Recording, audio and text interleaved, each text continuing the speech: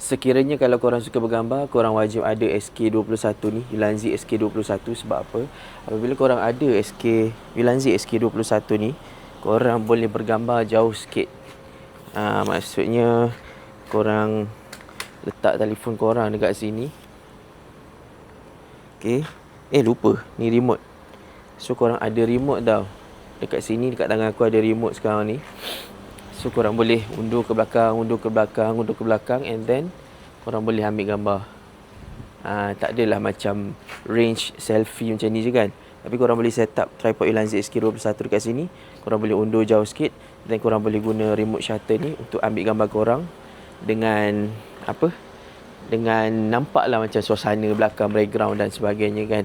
Kalau korang belum lagi dapatkan Ulanzi SK21 ni, korang boleh dapatkan sekarang dekat beg kuning.